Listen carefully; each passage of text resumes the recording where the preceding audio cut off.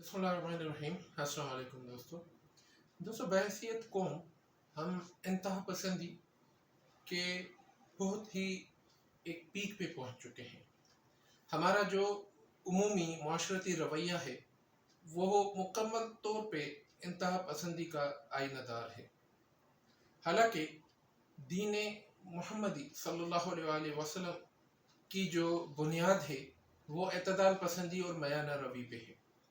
रसूलुल्लाह सल्लल्लाहु अलैहि वसल्लम का एक इरशाद है जिसका मफहूम ये है कि जिसने मयाना रवी अख्तियार की वो कभी भी नुकसान में नहीं जाता और वो कभी भी जो है परेशान नहीं होता। ये मफहूम मैं आपको बता रहा हूँ। लेकिन हमारी बदकिस्मती ये है कि क़याम पाकिस्तान के बाद से ही हमारे यहाँ इंतहा पसंदी के बीज जो है वो बो दिए गए।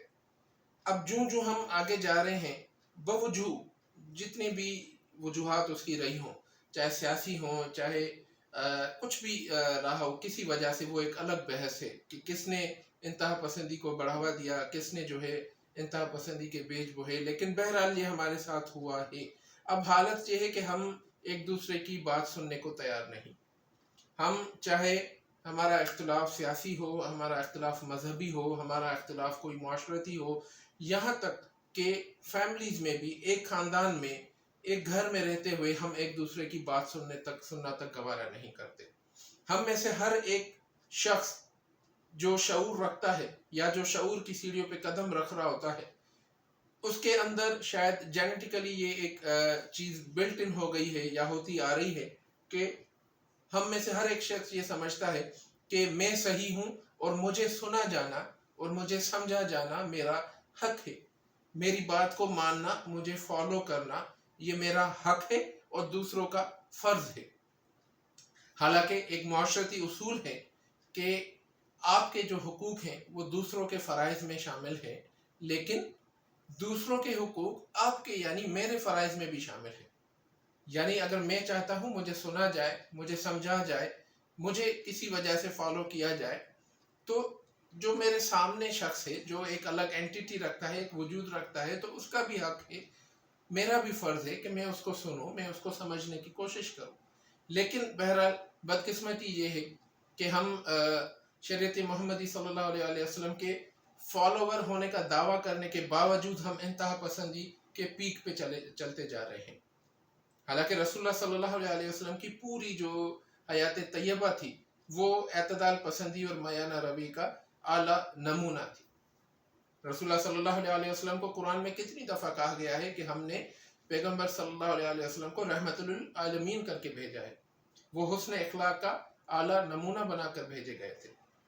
तो जाहिर सी बात है ये आपका आला हुस्न इखलाक का जो आला नमूना है या जो रहमतुल आलमीन का जो लक़ब है वो उनको इन वजह से दिया गया था कि रसूलुल्लाह सल्लल्लाहु अलैहि वसल्लम की तबीयत में अल्लाह ने मयाना रवी अख्तियार कर रख दी थी।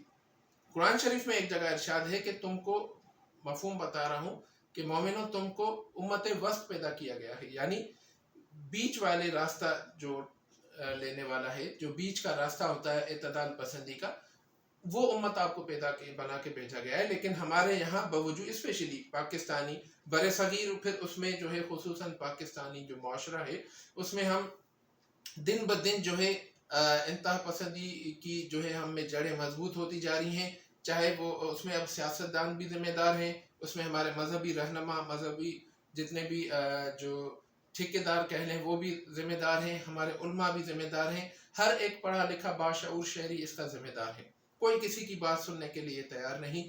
तो उसका नतीजा आप देख रहे हैं, चाहे इलेक्शन हो, चाहे किसी बात कोई आपकी ऑर्गेनाइजेशन की मीटिंग ही क्यों ना हो, कोई आपकी फैमिली गैदरिंग ही क्यों ना हो, किसी छोटे से छोटे मसले पे मोहल्ले में कोई डिस्कशन ही क्यों ना हो रही हो, बात हमेशा आखिर में गालम गलोच, इख्तिलाफ, एक दूसरे से नफरत और मार धार पे ही आके रुकती है।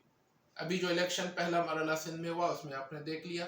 हर दफ़ा जो जनरल इलेक्शन होते हैं उसमें हम देख लेते हैं कि छोटी छोटी बातों पे पोलिंग स्टेशन पे गोलियां चल जाती हैं, लोग एक दूसरे को मारना शुरू कर देते हैं। अभी सिंध और पंजाब के मुख्तलिफ इलाकों में सोशल मीडिया पे वीडियोस वायरल हुई हैं कि होटल पे छोटी सी बात पे जो है चाय देर से लाने یا چائے کم میٹھی ہونے یا پانی کا گلاس صاف نہ ہونے کی وجہ سے ایک دوسرے پہ جو ہے لاٹھیاں برسائی جاتی ہیں، گولیاں چلائی جاتی ہیں۔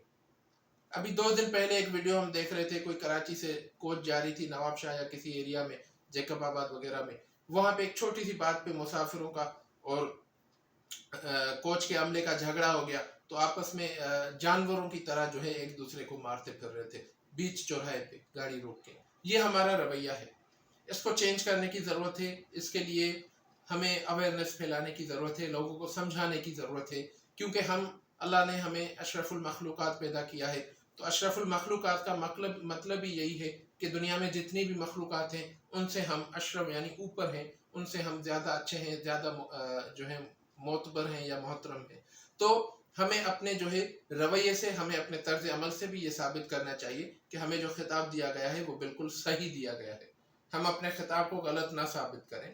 انسان ہیں، انسان بن کے رہیں، اور حیوانوں والی جو خصوصیات ہیں وہ کوشش کریں اپنے اندر سے ختم کریں۔